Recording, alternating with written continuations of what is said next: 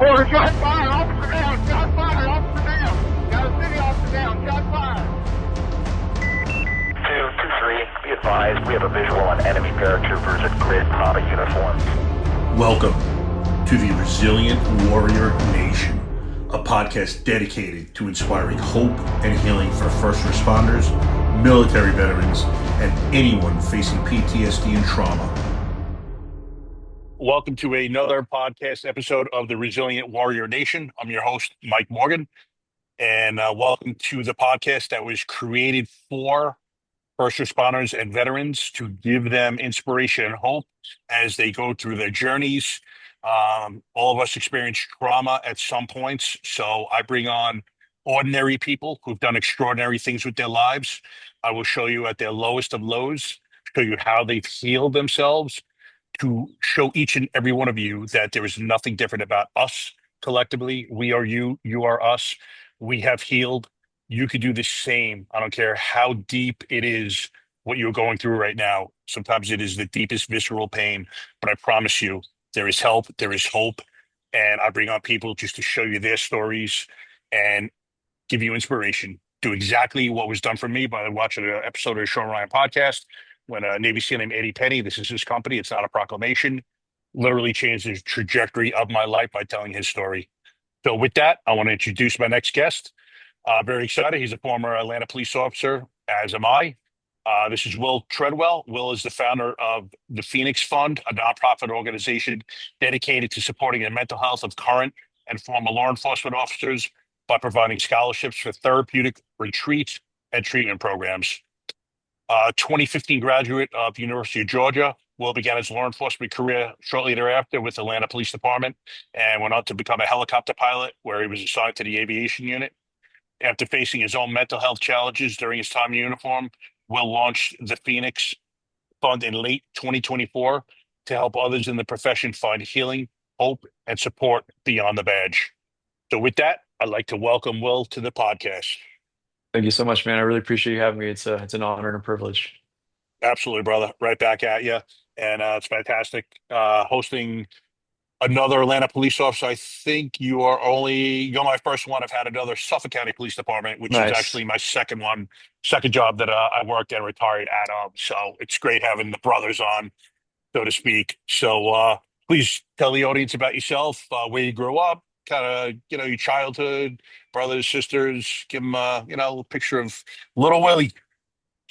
Yeah, I mean, I had a pretty regular childhood. I grew up in Atlanta area, just about an hour north. One brother, 18 months younger than me.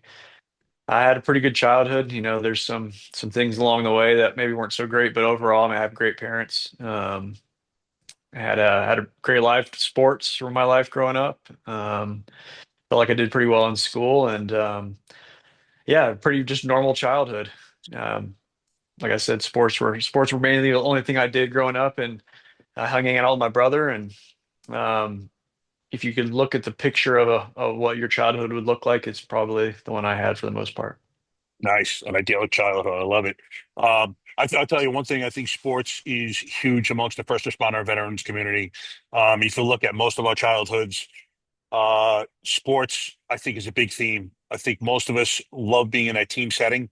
And that's one of the things that draws us to law enforcement and the military is essentially you're on that team again. And, I love that brotherhood and camaraderie, I think, more than anything else about the job.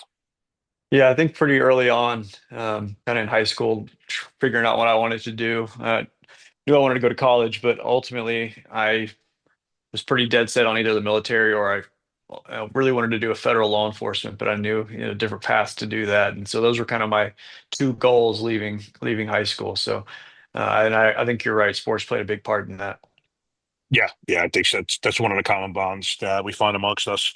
Another is childhood traumas, which you do not sound like you had suffered from, thankfully. I think a large portion of us have suffered not great relationships with our dads, and that's in a lot of cases what stoked the fires that become these police officers or firemen or military veterans. I think there was or I know for a fact there's been a few studies done that show us as a profession have experienced a lot of trauma as children. And I never realized that going through my 30-year career. But in speaking to men, mostly men, but men and women now, and again, it's much more on the men's side, but collectively, I think a lot of guys have suffered from childhood traumas, which either in spite of or because of has propelled them into these careers. So, thankfully, you did not have to go through that. Yeah, I Um, mean, my dad's a great dad. He was pretty strict and stern growing up, but the only really I've got some trauma that happened as a young child that I'm still trying to work through some of that and details wise, but it didn't have anything to do with my parents. okay. As far as relationships with my parents go, yeah, I think I had a great relationship with them. There definitely is some childhood stuff in there, but a lot of that is still kind of stuff that's working its way out right now. So All right, good. At least you're aware and you're working through it because a lot of us just keep pushing, pushing, pushing, just keep pushing it down until eventually, man, it just the dam breaks and then it comes out, manifests itself in very unhealthy ways. So, yeah, I mean, if I'm being completely honest, I think my first signs of kind of mental health struggle were probably in high school. It probably looked different, or parents labeled it differently than you would now. But yeah, I can remember some times relating to family issues that I started to struggle, and again, it was looked at differently, and it was just kind of something that you sucked up and kept on going. So yeah, everybody's got their stuff. I had a great childhood. I have great parents. I still have a great relationship with them, but everybody has stuff they dealt with growing up. And regardless of how good of a family you had, I think everybody's got their own level of trauma, although they may be different than others. yeah, absolutely. Absolutely. All right. So you get out of college and you decide that Atlanta Police Department is the way you're going at first? Oh no, I mean it didn't really happen like that. So my senior year of college, I went to University of Georgia. I was able to intern with an FBI agent who was working at a sheriff's office just outside of Athens. Shout out Mike Rising, still a big great figure in my life, but he was working cold case homicides at the sheriff's office. And so I got an internship with him, which was a dream because it was working with an FBI agent. And I also got to work at a sheriff's office that had a big jurisdiction, but was small enough that they let me kind of do a little bit of everything. Great. And I knew pretty much right away that I wanted to be a police officer. I mean, I was hooked immediately. The adrenaline, they were, as an intern, letting me ride in the back of the trucks doing trash pulls, and I was kind of, escort being with them while they're doing search warrants and stuff, just kind of observing. And I was immediately like, this is what I want to do. So I still wanted to do military. That was kind of my dream was to fly helicopters in the military. So I can Okay. distinctly remember that conversation happening with Mike, the FBI agent. And he just said, because I loved the sheriff's office where I worked at, and I still do have a great relationship with a lot of people there. But he was like, "Man, if you love it here, I want you to stay here." But he's like, "But if there's something else bigger that you want to do, I want to encourage you to kind of pursue that." And he was a Vietnam veteran in the Marines and then an FBI agent, so he had a long career. And we had the conversation that I always wanted to be a helicopter pilot in the military. Okay.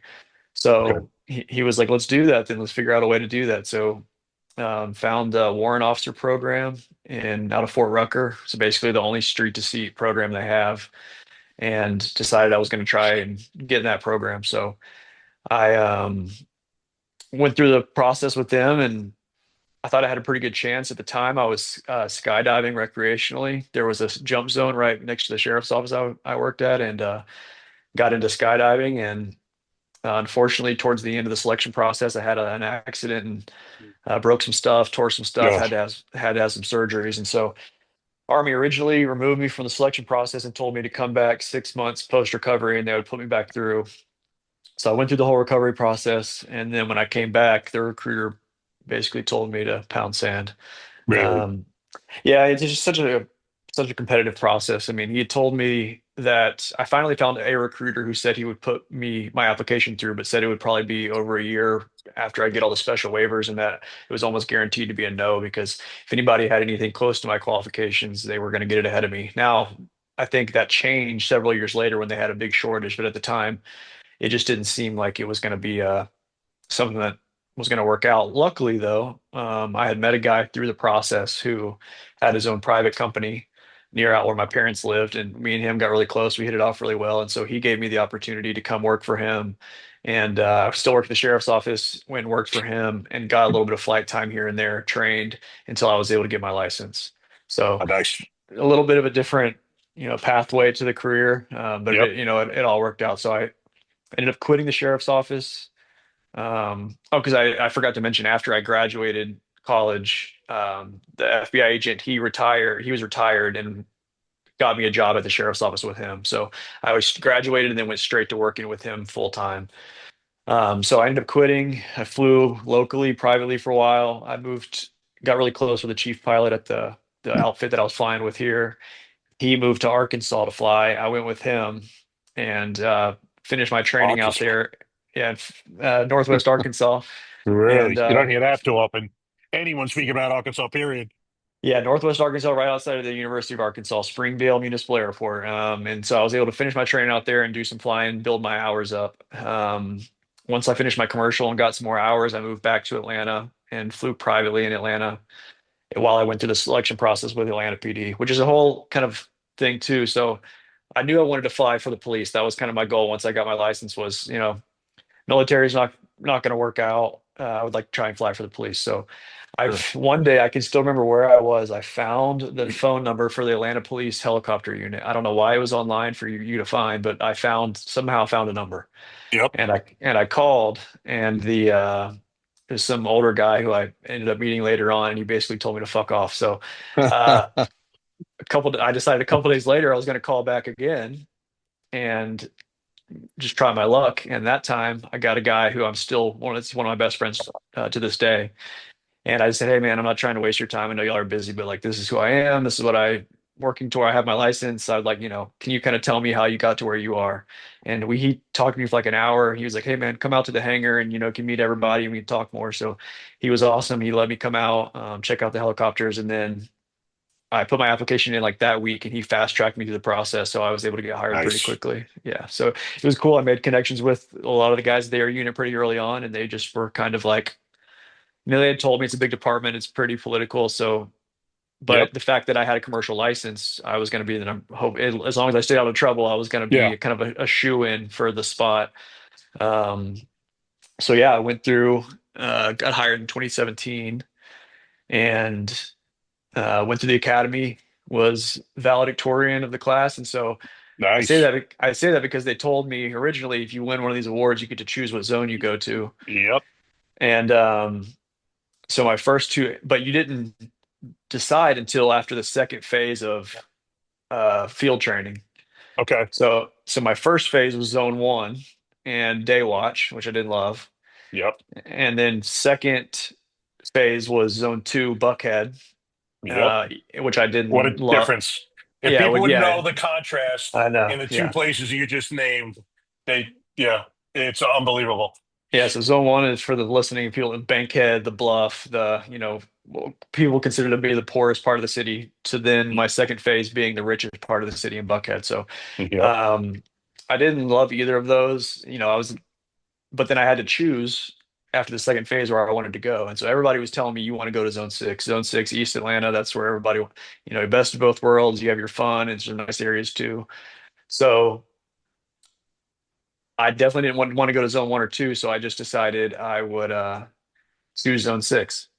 Okay. And and they came back like my first week into my phase three, which was zone three, and I loved zone three. I was in morning watch, and I was like, man, I really like this, but I already chose zone six. And they came back and said, "Hey, you're actually not allowed to choose zone six. You can only choose zones one, three, or four," What?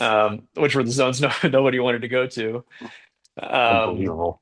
And they were like, "Hey, but since you can't choose your zone six, we'll let you choose your watch." And so I said I wanted to go morning watch, and they said, "Okay, cool, you got evening watch." So, um, So it worked out great, all that studying. but I loved zone three. I was in morning watch, and I wanted to stay on that watch, and I ended up getting evening, which I ultimately loved even more. So it worked out really well, and I had a great time in zone three. So I did about, and you were zone three too, correct? When you were APD? Yeah. Yeah, I was 0-3 for 5 years. Rock and roll from day one, baby. Yeah, I mean, it was a wake. My very first call for service was an armed robbery, and it was just kind of full speed from there. I was a deer in the headlights, not knowing what I was doing. But I'm Oh sure yeah. I think I got my first foot chase. One of the first, second, or third day, if that, and it was Yep. just kind of high speed the entire time, and I loved it. So I was told to kind of it was probably be some years before I got brought over to the air unit, but um, they had some kind of change in personnel, and so after about 18 months, I got pulled over to the air unit. Oh, nice. Pretty quick. Yeah, Good for so I you. yeah, it worked out, and yeah, so I was plunged into my dream career of flying million-dollar helicopters and doing car chases, and we were getting Nice. into stuff constantly, and it was kind of it was a dream come true for sure. That's awesome. Yeah, people don't understand. Like, even cops who work at a typical police department don't understand how busy the aviation unit is in Atlanta. Like, you guys would get up and sometimes you just be cruising around for a ride, be up in the air, and you would just get called to call to call to call. It was unbelievable how many chases we were involved in Atlanta. We ended up adopting a no chase policy, so I'm assuming that's since changed. Yeah, so they've recently changed it. They had the auto crimes unit can chase, and then if you're pit certified, you can chase. And then for forcible felony, so if you know one of the deadly fives, you can chase. You But guys even get pit then, certified? yeah, they get pit certified now. Whoa! Yeah, Oh my yeah. God! I think I would have gone back to AP did had it known that.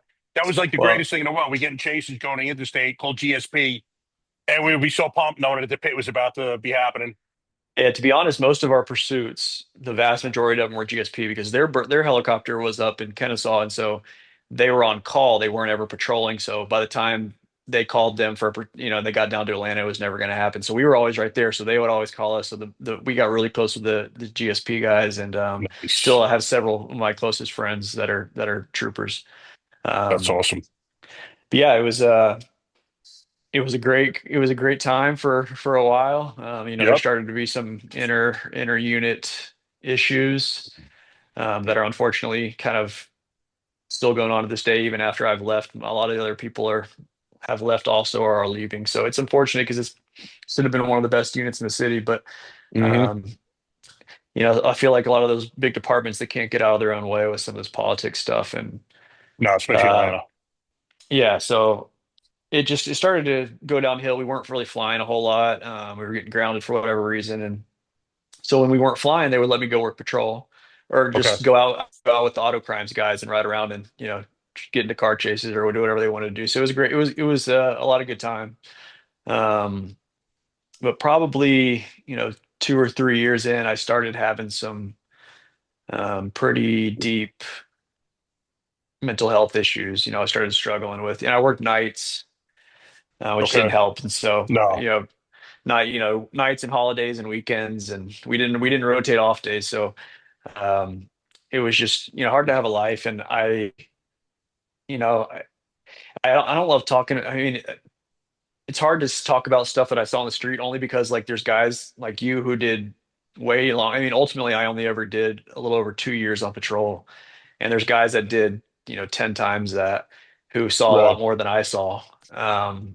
But that being said, I had my fair share of nasty calls. A lot most of the ones that affected me long term were stuff with kids. Yeah. Yeah. Um, Same. Everyone echoes those yeah, sentiments. And you know what? Don't ever compare what I saw in 30 years and supposedly you saw in 2 years and say that it's insignificant. Doesn't matter the time period. It's what you saw. And the trauma that you experience is not what we see is not normal. So I don't care if it's my first night, first hour in, first homicide, 5 hours in, second homicide. So had I done, you know, 2 years like you did after that at another department, those guys probably don't even see two homicides in yeah, their career at most other departments. First night I saw two. So, I tell people don't ever kind of trauma compare because yeah. No, it's I know. incomparable. Yeah. So I mean, especially zone three during the summer, you're doing multiple gunshot victims a Oh day. man, yeah. I mean, I We can't tell you. four Go in a ahead. row one time. Well, 2 nights in the same setup, shooting to shooting to shooting to shooting. Four in a row, multiple nights that week. It was insane. It was July '95. It was the craziest month I've ever had in law enforcement. Yeah, I mean, I put tourniquets on countless people. I did CPR on countless people, and um, I caught a pretty bad one. One when I was on patrol, it was just like a routine suspicious vehicle in a park, and I pulled up and there was a guy. There was a bullet hole in the window, Okay. and I walked up to the door and there was a guy, brains everywhere, and it was very clear he had shot himself. So figure, I mean, unfortunately, fairly routine. You could tell he had the gun in his hand. It was just, call for the paramedics to come call it and Yeah. investigators. So I start clearing the rest of the car and I find a 4-year-old in the back seat Oh, on the floor who was Jesus. alive. Um, so the dad had turned and shot his son twice while he was in his car seat, took basically his whole jaw off, Oh. and the kid lived and stayed in the back seat for like 3 hours after.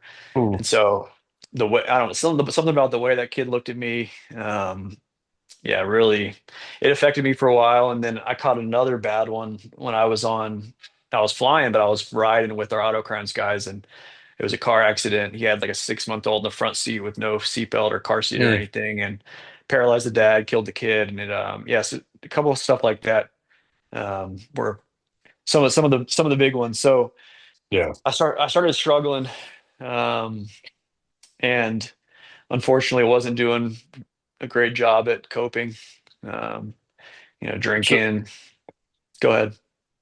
no, I was just going to ask, as far as symptoms, what are you feeling? Because, guys who go through lit incidents right now can kind of, see themselves in what you're explaining. So I just want to kind of see what you're going through. Yeah, I mean, I think it first started just like general, just depression, just like, oh, it was just you go into work and it's just bad stuff constantly. And like I had a really hard time compartmentalizing. So I had a hard time not taking stuff home. So I'd be at home just like I had a really bad time separating it. Okay. And then that slowly, I think as that wore on, the suicidal ideation crept in somewhere out, and I don't even really remember when that started, but eventually, it was just like I was so tired of feeling that way. And it started as like a little thought of like, you should just kill yourself. And then you kind of brush it off and that comes back and it comes back until it was kind of a full blown struggle that I mean, truly was on my mind the majority of the day, every day. Really? And even when I didn't think about it, I'd be driving to work and it would just be background, like, oh, I could drive into that tree, or like, I wonder if I could hang myself from that. It just became this like background noise in my head all the time, all the time. Right. Um, and so yeah, like towards the end, I tested for promotion. Um, and with that was told most people go back to patrol. That's kind of the rule with APD. If you get promoted, you got to go back to patrol. Now, I was told that's not the case for pilots because there were so few people that had commercial pilot's license. Yep. Which to be that adds another layer of this is the pilot aspect. So um, for those who aren't aware, the FAA, they don't allow any kind of, well, they say they do, and technically they do, but if you have any kind of diagnosis, depression, anxiety, ADHD, ADD, and you get put on any of those medications, you automatically pull your medical. And I have a friend that's going through it right now, and it's been over a year since he's got his medical. So it was one of those things where like I just had to keep it to myself. Yep. And but I also felt like I was the only one going through it. Like everybody else seemed fine around me, when Yeah. in reality, most everybody was struggling. They just weren't talking about it. Yeah. I just want to stop you with that because everyone, including myself, when I was going through it, thinks we're alone. Unfortunately or fortunately, there's hundreds of thousands of us going through it. I'm just talking about law enforcement and military, let alone the civilian population. You are not alone. I promise you that. There are guys and girls watching this right now who are going through it, and I promise you, most of the people that you deal with and interact with on a daily basis are going through some sort of mental health issue, whether or not it's a full blown crisis or something kind of minimal. I promise you, you are not alone. So please get that out of your head. Yeah, and that was my big thing was like everybody around me seems like they're fine. All my friends seem like they're fine. There's just something deeply wrong with me, and that really fed into the suicidal ideation where it was like, no, this is just a me issue. Like everybody else is able to handle this stuff perfectly fine, and there's something wrong with me, and I just can't. Yeah. Um, so I unfortunately, so I long story short, I got promoted and they called me and they said, "Hey, you're getting promoted today, and if you accept, you're going to zone one."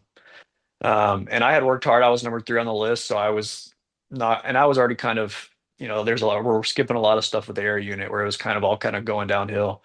So I had Okay. already made up my mind, like I wasn't going to let them, like, I'm going to take the promotion. I worked hard for this promotion, and I think they were trying to call my bluff because they were sending me to the worst zone and the Yep.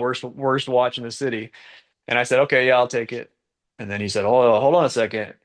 You're gonna take a pay, and I ended up taking a pay decrease Yeah. because I lost pilot pay. So Isn't even it with amazing what they do to their talent? It blows me away to this day hearing a story like this. That's the way you're going to treat the guy who just got number three on the sergeant's list. Is a commercial pilot. He's a disciplined go-getter, works hard, and that's the way you're going to treat him. It's disgusting how they treat the men and women in that department. Yeah, it was I mean it definitely stunk. So it was the SBO, senior police officer, and I was number three. And again, I think they were trying to call my bluff because Hmm. as soon as I accepted, I started getting calls from command staff. Hey, you need to rethink this because you're going to screw the whole unit over if you leave. And I said, hey, I'm not doing anything. If you guys are that Yeah, worried about it, you'll let me stay. exactly. And they said, well, the chief is just dead set on, you got to go back to the street. I said, that's fine. I'll go Okay. back. Then I'm going back to the street then. Yeah, exactly. And so that was kind of the thing, was it was going to end up being a pay decrease because I was going to lose pilot pay. Now they very quickly turned that around and said, well, we still need you to fly. And I said, okay, well, this is not my problem. And so Yeah, they had me working zone one patrol. And then I was also going to the air unit a couple days a week to still, I was doing both. It was like they were like, we're near, first time we ever done this, but I was kind of working half and or mostly in zone one, but then also working at the air unit. right. But you're Um, getting your hatch duty pay, right? yeah, so I ended up getting to keep pilot pay, so I ended up not Right. having to take a pay decrease. So that part ended up working out, but only because they still needed me to fly. So, Yep. um, but I was continuing to, I thought maybe the change of scenery would help, Right. um, and I was still not coping well. I was never a big drinker, and this is something I haven't talked about or admitted a lot. Like even definitely not now after medicine, but Right. before then, like socially, I wasn't a huge drinker. But as soon as I would get home, I would have to, I would had a bottle of Jack Daniel's honey in my freezer, and I would chug it for as long as I could the second I got home, Really. just to like get my nerves to calm Decompress. down, and then I could go Yep. to sleep. So I wasn't coping well, and one of the last nights before I resigned, we had a call. It was a suicide threat call, which we got all the time. 99% of the time, they're nothing. The person called the crisis hotline, a friend called. You get there, they don't come to the door, they don't want to talk to you. If they do, they say they're fine. True. Um, and this particular night, that wasn't the case. So he had sent a picture of himself injured to a relative, and so we were able to gain access to the apartment because we had knowledge that he was injured.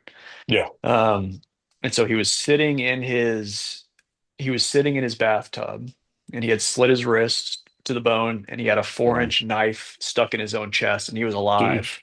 Oh, And he was pissed because he wanted to die, and we were yeah. there. So every time I would go in the bathroom, he would twist it in further and Oh, start screaming.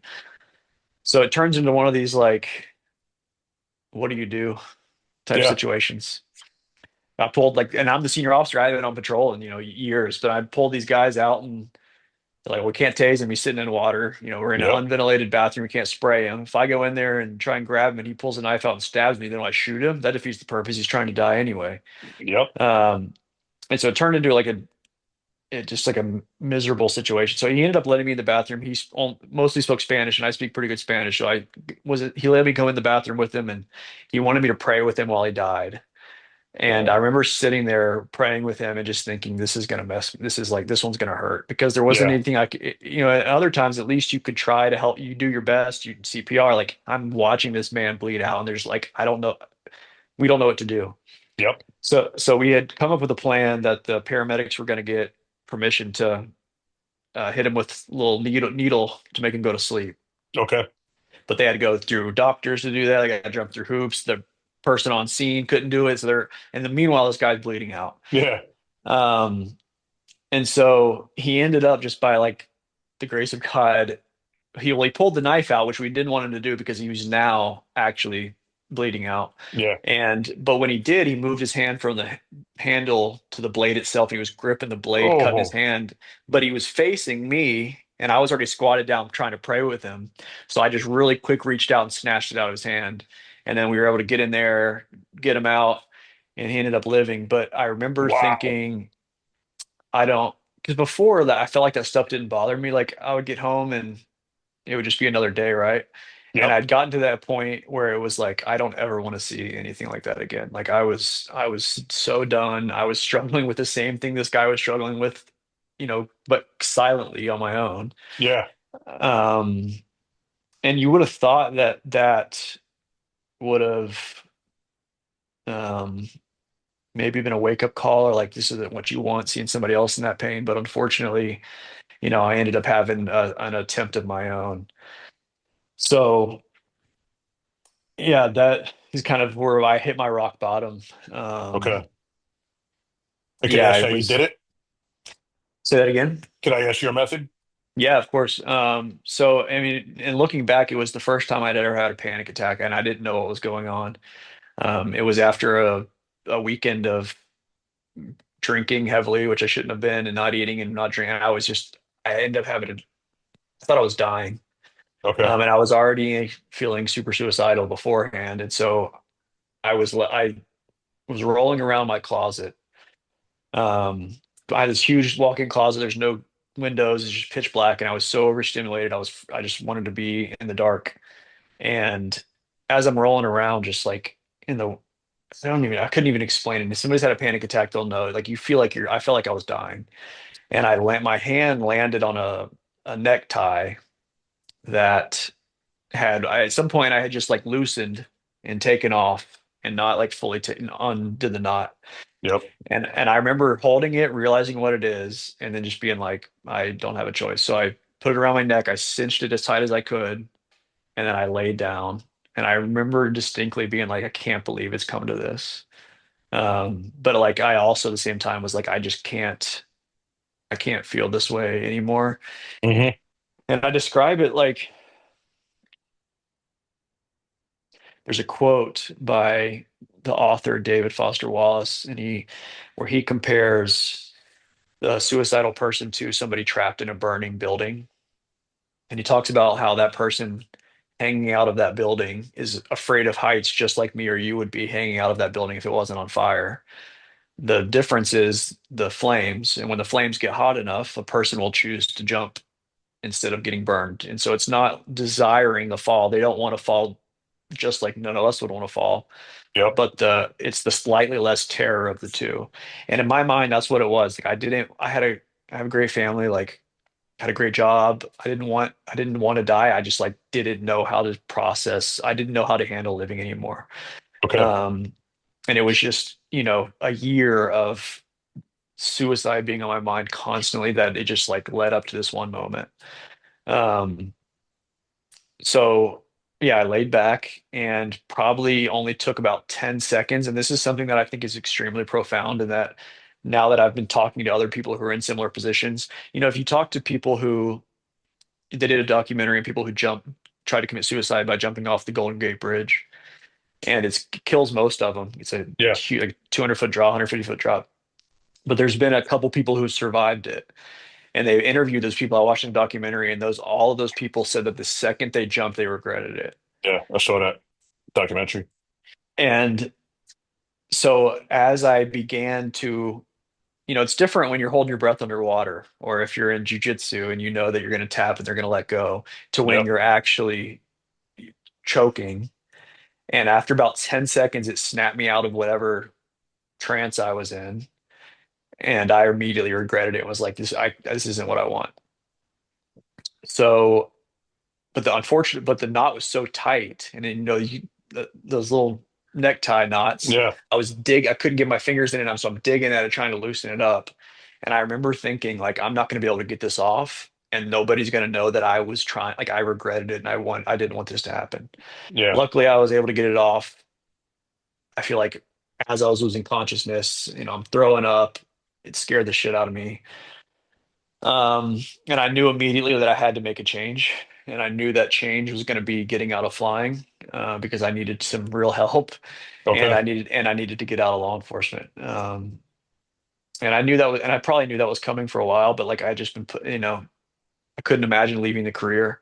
But once it got to that point, I knew that like, I wasn't going to end up. Yeah. What's good of having a job if you're not alive? Yeah, exactly. And that was kind of the bump I needed. So I turned in my resignation, and it stunk because, and at the time, I may now regret it because maybe should have opened up more to people who have also maybe been struggling. But all these people are calling me, telling me I'm making this huge mistake, and I knew in my gut I wasn't. I knew this is what I needed to do was to leave. Yeah. Um, but I also didn't want to come out and say, well, I'm extremely suicidal. It was just Yeah. like, you gotta believe that this is what's best for me right now, and they did it, and they always called. I can't tell you how many times you're making the biggest. You're leaving. You're a helicopter pilot in the biggest one of the biggest cities in the South. You're gonna leave and go work this job that I took, and um, but that was just kind of the journey that I was on, and like I knew that that's what I needed. Again, I think looking back, I probably should have been a little more open with some of these people about the struggles I was having, but I was embarrassed, and the fact of the matter was I was still struggling. Yeah. Yeah. That's a tough talk to have. I mean, how did that talk go with your parents when you broke the news to them? Oh, that I was quitting? Well, about the suicide. Did you tell them about the suicide Well, event? they just so when I launched the nonprofit, that's part of my story, and we did a video, and it's on the website just briefly. So I had the conversation, but they didn't know until I had the conversation. I had to have it with my parents, which was awful, and my brother was just like, "I want you to hear it from me first before you get online and see it on there." So I think they were devastated, but they were also, I was able to reassure them that like I wasn't in that space anymore. Right.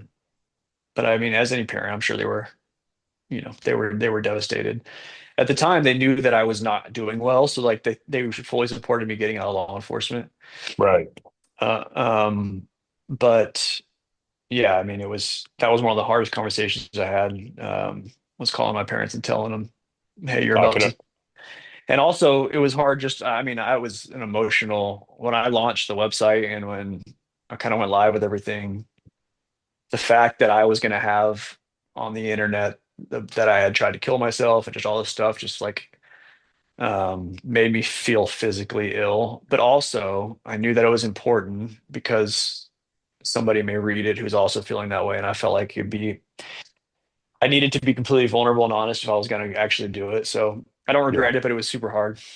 Yeah. No, I had a similar circumstance, not suicide per se, but I had a opioid addiction and went to rehab in 2012. And it's funny because I'm a fervent anti-drug guy. I've never done anything but smoked weed in high school. And for me to get hooked on them, first of all, when it came out, my friends found out afterwards, they were shocked. They call me mortgage, like mortgage, you? Could believe anyone else, but how the hell you? I'm like, that just shows you that it can happen to anyone, number one. But when I first decided that I started this healing journey myself, and it was my life's pursuit to go help others, I realized that I had to be, like you said, authentic and genuine. And I'm no use to anyone unless I'm being honest and telling them about everything I've gone through. Otherwise, I'm just a poser, man. If I'm going to sit here and talk about sunshine and rainbows and skip the hardest parts of my life.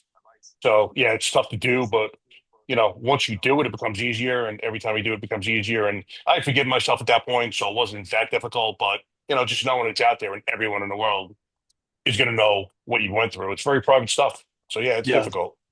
Yeah, and I can also relate to the opioid stuff. I've had a bunch of surgeries. When I got my accident, I had a bunch of surgeries. Or not a bunch, but I've had a bunch of surgeries over my life, and I've got issues. So I learned very quickly. I think my first major surgery was in high school. I had to tore my labrum and had a reconstruction of my shoulder, and I learned very quickly that painkillers feel awesome. Yeah, they And do. and Yes, they do. I think some people they make them feel terrible, but for me, that was like when I took an oxy, that's how I wanted to feel all the time. Yep. Um, and so that, when I talk about ways that I was bad coping poorly, I never got to the point, I never bought painkillers, and I had enough of them where you know, I would take them when I was just struggling really bad. I wanted to be out of my mind. Right. But for me, where I ended up getting in a little, not trouble, but I started probably going down a path I shouldn't, was with kratom. Oh, really? Um, yeah, are you familiar with kratom? I've heard about it. Yeah. I'm not that familiar, but I don't know where I heard it, but I along the way had heard that, kratom, it's a plant, but yep. you can get a very similar feeling to an opiate. And so I said, I'll give it a try. And sure enough, if you take enough, but the problem was you had to take about 30 of these little capsules. But Holy shit. if I took them, it made me feel like I took a few oxys. Okay. Um, Now, luckily, I scared that out of my system pretty quickly when I realized, like, hey, popping 30 of these pills a night, like, I probably don't need to be doing this. Yeah. But it was something that I struggled with wanting really bad until I went and did Ibogaine for the first time, really. Oh, nice. Um, so I mean, that was, again, it was, I wouldn't call myself, I was definitely misusing them. Yep. I was 100% misusing them, but it never turned into like a full-blown addiction. Luckily for me, I was able to kind of keep it separate from that, but certainly something that was unhealthy, and I was not using healthily. Yeah. Yeah. Absolutely. Those things, it's amazing, man, how quickly it could turn into, something bad. At the drop of the hat. So, Yeah, uh, yeah, I'm just saying, I very quickly realized and understood why people get hooked on heroin. It was like, you're telling me heroin feels 100 times as good as this feels. Like, I can 100% get why somebody would do that. I was very fortunate that, I didn't go down that path, but yeah, so I can relate to the opiate stuff for sure. yeah. Yeah. Absolutely. Um, so now you had the suicide attempt. You realize that you need help. What do you do to get help at that point? Medication, I Okay, so tried to, you go that was some, psychiatry route. yeah, that was something that wasn't available to me as a pilot, or if it was, I would have had to lie about it. Yep. And And so that's it was like, insane. If I may interrupt real quick, the FAA's rules are so archaic. There are probably thousands of pilots in the air that are struggling right now because they're afraid to get help because of these rules that the FAA has in place. And listen, I understand you must have rules for certain things, but if there's a blanket statement that no one can be under any of these, SSRIs or antidepressants, do you truthfully believe that 100% of your pilots are fine and no one needs these things, or they're not using other things to, to substitute as medicine and medicate themselves? It's naive to think that way. yeah, I mean, unfortunately, the system is set it up to where it causes pilots to either not get the help they need or lie. Yeah. And the FAA, I think that maybe they're starting to get better, but they will tell you that you can be on, and they have that technically you are allowed to be on them. However, the second you tell, because you're supposed to report to your flight doctor every time you go to the doctor, if you get any kind of diagnosis, new medication, it all has to go through your flight doctor. And I Okay. found this out because I was having bad stomach issues early on in my career. And my stomach doctor suggested I go on like a very low anti-anxiety, thought maybe there was just like would help settle my stomach. And I brought that up to my flight doctor, and she was like, she's like, that needs to be your absolute last option, because the second you start that, you're have to turn over your medical. And so I have a friend, a very close friend, who's going through this process right now. And he's having basically, you have to go through a whole set of board for their doctors. They have to review everything. You have to see their psychiatrist. They have to, and I think it's been like 7 months at least, and maybe Wow. even longer than that. And and there's a good chance that he may never get it back. So do they allow it? But as somebody who's flying for a career, they can't say, "Hey, I'm just going to not work for the next year while you guys figure this out." They're going to just, Exactly. yeah, not get the help they need. So, yeah, I um try to get on medications. That was kind of my first route, and I started out slow, and I continued to get worse. And my doctor continued to up the dosage and then add more medicines and then add more medicines and then up the dosage and add more medicines. And so I was Yep. probably on 7 different things at one Wow. point, one for sleep, one for nightmares, one anxiety, depression. We were Xanax, Klonopin. They were throwing the gambit at me, Yeah. and nothing was working. I was just getting worse. Um, and so I knew I needed to get off of everything. because it wasn't helping. But that's the Yep. thing about these medicines was like, hey, the first 3 weeks that you're on these are gonna be really rough for you, and then if you ever decide to get off of them, they're gonna be really rough for you. So it was Yeah. just like, so then coming off of them was terrible. But I can remember exactly where I was too. It was similar to you. I was listening to Sean Ryan. Um, and I had been listening to his podcast, and I remember one of his first guests even brought up that they went to Mexico. I don't even know they said Ibogaine. They did some kind of some medicine in Mexico, and it changed their life. And I remember thinking like, oh, that's weird. And then a couple of guests later, somebody else brings it up, and then a couple of guests later, somebody else brings it up. And I remember each time Sean's getting more curious about it. He's asking more questions himself, and Yep. I'm getting more curious about it too, listening. And I listened to Eddie's. And then I think the one that got me was DJ's, and I've actually talked to him. I'm sure he doesn't remember, but DJ Shipley, Navy SEAL, Yeah. and they're coming out with a movie or a documentary starring him going at the clinic that I went to as well. So anyway, Yeah. Waves of War. Actually, I saw it. It's fantastic, and it's funny because I went to training with GBR's group last year in Destin, oh cool, and yeah, DJ and I had gotten into. My buddy used to be a PJ, and he actually, he and his partner found Matt Absolute's body. Matt was one of the three other guys that were with Marcus Luttrell during Lone Survivor incident, and I mistakenly thought that DJ had married Absolute's widow when in fact it was Danny Dietz's widow that he yep, had married. So we had started speaking about that, and then we just got on to our individual, um, plant-based medicine healing journeys, and we got into a very deep conversation for a while, and it was very, very good conversation that we had. And essentially, it was no matter what uniform you wear, you're still a human being first. You're supposed to feel things. We don't. We callous up so hard because we can't absorb all the pain we see. Um, just it was very deep, and we both realized that we're just average human beings and men first. Before I don't care how fierce you are, you could be a tier one warrior, one of the baddest dudes in the world, but you're still a human being first. yep. Yeah, and he's seems like an incredible guy, and he was great for me. Like I reached out to him kind of at the beginning of this journey, and he responded to me right away and kind of walked me through some stuff. So, but his story, that podcast is insane. Like his life story is just crazy. And I could relate to a lot of it, not to the level, but like, he was in a skydiving accident. And I wasn't the one I was in wasn't nearly as severe as his, but we were just into a lot of the same stuff, and the struggles were pretty much identical. And so I was Yep. just found myself, I was in tears at the end of this podcast. And I had no idea that he was to plant medicine. There's 4 hours of his story before he gets to Yeah. going to Mexico. So I had no idea that was even coming. I was just like, just, jaw dropped at this episode. And then he gets to the end where he goes down and takes ibogaine, and I knew immediately. I didn't know what ibogaine was, but I knew immediately that I had to try it. And Yep. so I started looking into it, but I continued to listen to podcasts, and the next thing you know, Sean's going. And then so I'm listening to his podcast about going, and then he has Trevor on, and it was just like, a lot of people that take ibogaine, and I've been down twice now, actually. Um, but a lot of people that take ibogaine will say they feel called to it, where it's Yeah. like they knew they had to do it, and that's exactly how I felt. And I think that's plant medicine in general, not just ibogaine, but Yeah. That's me with um, ayahuasca. Same thing.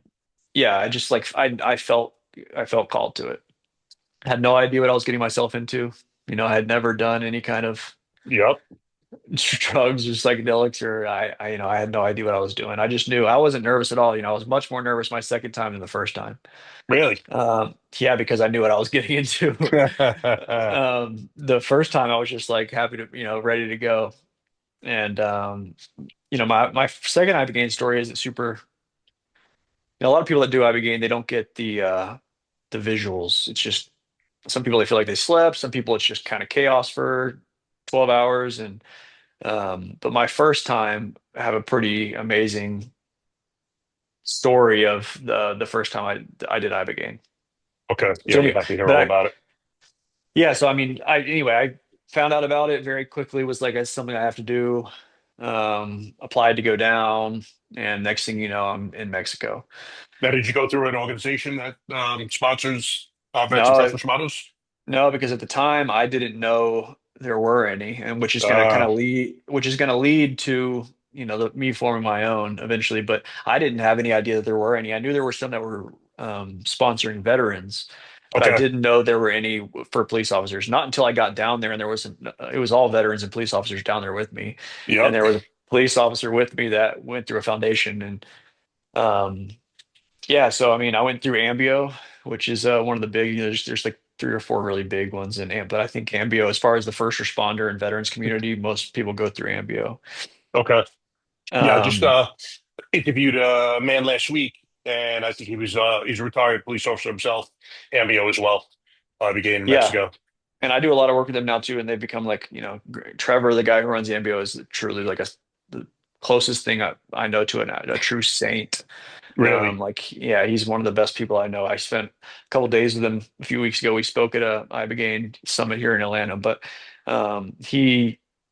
he truly just has the heart for it. Like he doesn't care. I've seen multiple times where he'll refund your money. Like he's not in it for the money. He's in it because he wants to continue healing people. That's awesome. Um, so he's a great guy, and yeah, just super lucky to know him. But so I get down there. Trevor, they were when I first went, they were smaller than they were now. They only had a couple of houses, and they've since being on Sean Ryan or Joe Rogan, they've since kind of blown up. But at the Yeah. time, Trevor and his partner Brienne were my hosts, and which is surreal because I had listened to Trevor's podcast, and he was kind of this voice on the phone, and now I was getting to be with him in person. But yeah, I didn't know what I was getting myself into. Most people I was with were veterans and police officers, and um, so yeah. Do you want me to get into like my actual Ibogaine story itself? Yeah, absolutely. This is what guys and girls who are listening want to hear, man, because they're on the fence. They don't really know too much about it. So let's tell them. Well, I mean, I'll preface this by saying like, it's extremely tough. It's not it's overall not a pleasant experience, and I think No. anybody. But I think that kind of plays into it. Like if you're wanting to just go down there and have a great psychedelic experience, this is not for you. Yep. And it's a testament to people because people know that going out. They've listened to enough podcasts where they know what it's like. And anybody that's done is going to tell you there's extremely challenging. It's pretty much 36 hours of you feeling like death. Yeah. And so if It is they're still willing, not euphoric. no. So if you're still willing to go do that, it's just a testament to how much you are suffering and want to heal. So I think that there's definitely a stigma with the police and stuff, but like this, they're not offering a vacation for you to go down and sit on the beach and do No. drugs. This is going to be the hardest week of your life, and so I think it is important for people to know that. That being said, I did it without any prior psychedelic experience. This last time I went, I had a retired police officer and his wife came, and she had never done a drug in her entire life. Was it Yep. hard? Was it challenging for her? Absolutely, as it was for all of us. Was she fine? She was fine. Yeah. So I want to preface with that, like, and also, a lot of people, they hear these cool stories about the visuals with Ibogaine, but a lot of times you don't get that, and the studies and the science has shown that the visuals aren't what's changing your life. In my case, I had some really cool ones that make great stories, and um, but the medicine is doing work on your brain regardless of what you're seeing. You could feel like you Hmm. slept, which is why I was hoping I was just going to sleep the second time, and but that's not how it worked. But the medicine is healing your brain and doing stuff to your brain regardless of what's going on with your vision. So people go, they'll go through their experience and they don't have any cool visions, and they'll come out and say, "Oh, it didn't work." Like I didn't see anything that. Trevor is great at talking about that, but the studies have shown like that has nothing to do with it. Right. But it can be. I mean, it can be. You do hear people that do Ibogaine who have very profound visions, which I definitely did my first time. Um, so I was sitting. They bring you up to a room. You all have your own mattress. You're hooked up to a heart monitor. You've taken your doses over like a couple hours. It takes a while for it to start kicking in. Okay. And I think there's been like an hour. And they bring you up there. You're sitting in a mattress, and everybody has a giant mirror in front of them, and they're playing the original Bwiti music, which is a tribe that really found this medicine, and it's alarming music. It's it just sounds like somebody's beating pots and pans together. But that's how they Oh, start. really? Yeah, that's how they want you to start your journey, as being as authentic to the tradition as possible. Yeah. Yeah. Sacred ceremonies. But once you get rolling, they kind of they switch it into some calmer stuff. But it definitely plays a part in it. So you're sitting there, the lights, it's just pretty much pitch black. There's it's full medical staff. You have to get vetted before you go down there. Ibogaine has can be potentially dangerous if you have pre-existing heart conditions, but they've found that it's very easy to vet out EKGs, and they have full medical staff there with you. You have a line in your arm just in case they Yep. need any kind of medicine. It's full medicalized. You're not sitting in the jungle, you know.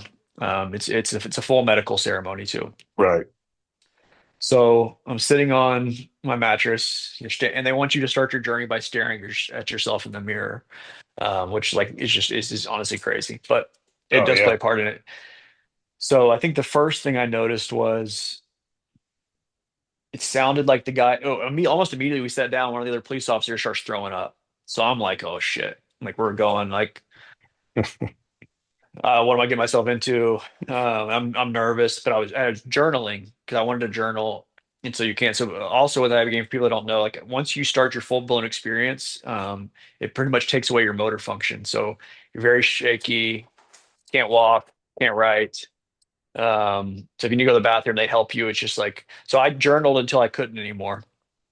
But the first thing I noticed was it sounded like the guy next to me, Jeff, who I was still close with, who's actually a member of my board. It sounded like he was playing music on his phone. Well, we didn't have our phones, and I knew that, but like at the time, I looked at him like, dude, what are you doing? And then realized, and he's just staring at the mirror. And I was like, oh shit, okay, something's happening. I don't know what that was. Yeah. Um, so I started to I'm still hearing stuff, and I'm writing all this down. Like I'm starting to hear weird things, and then it would feel like somebody was walking in my peripheral. I would lean back, letting somebody pass, and there wouldn't be anybody there. And so I thought that was weird. And so I'm writing all this down, and then I'm looking at the mirror, and my face is starting to change. I'm starting to smile, but I'm not smiling. When I would focus on my mouth, I wouldn't be smiling, and then when I would look back in my eyes, I would see my smile creep up. I would see tears coming out of my eyes. I would see this guy, I can still see the guy's face. This other face would show up on my face with my eyes, and then when I would focus on it, it would end up just drifting off. So very quickly realized that it was coming on quickly. Yeah. And they tell you'll know when it's time to lay down.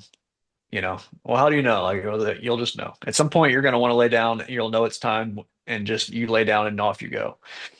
Well, you ask, well, how do you know? You'll see. You'll just know. I can't tell you, but you'll know. Yep. So then one of the last things I remember before laying down was one of the and I could very well have just been imagining this, but to me, I heard a heart monitor beep, and I turned around, and to me, all the doctors were huddled around my heart monitor, and I started to have this oh shit moment of like, what, something's happening, something's wrong, and I started getting really scared, and then I started to forget who I was, which was scary. And so I remember the last thing I wrote in my journal, which I still have, is the words "my address," and I couldn't remember for the life of me remember why I wrote that. It took like 2 weeks, and I remembered I was trying to ground myself, and I was like, I know, I still know who I am. I'm going to write down my address so I can help ground myself. But instead of writing my address, I literally just wrote the words "my address," and it was like in scribbles, like the worst scribbles ever. Yep. Um, and then this is where the crazy part starts. This woman in like full African garb, and so the medicine is from Africa. In Gabon is this the tribe that or the Bwiti tribe. And so I'm sure it was part of my subconscious knowing that the medicine is originally from a plant. It's literally just the root of a cactus, a shrub, and they grind the powder, it's the second layer of bark in this cactus. It's literally just the cactus bark that they ground Yep. into a powder, and that's what you take. So anyway, I had this lady in full African garb come and sit cross-legged in front of me. And I remember knowing that this wasn't a real person, but I was seeing her like she was. Yeah. And I remember asking, "Are you coming with me?" And she said, "Yes, are you ready?" And I said, "Yeah, I guess." And she said, "Lay down." So I was like, I guess this is how I know I'm supposed to lay down. Yeah. So I laid down, I put my eye mask on, and phew, off we went. So this time, as soon as I put my eye mask on, it was like it was like a spaceship opened, and now there was two ladies and two African ladies, and they reached through like my face and grabbed me, and then and my journey started for the next 12 hours. Yeah. So a lot of it was chaos, and you're scared through a lot of it. You're throwing up. It's really hard to explain if you haven't done it, but there were definitely some things that I remember. The first place that they brought me was my brain, my head in particular. And I don't know how to explain that other than it was intuition. I knew I was in my head. Yep. And there was this dome room where I knew my brain was. And at the time, the music was tormenting me. And I could just remember, and the second time as well, I just wanted the music to stop. I was just wanted to quiet so bad.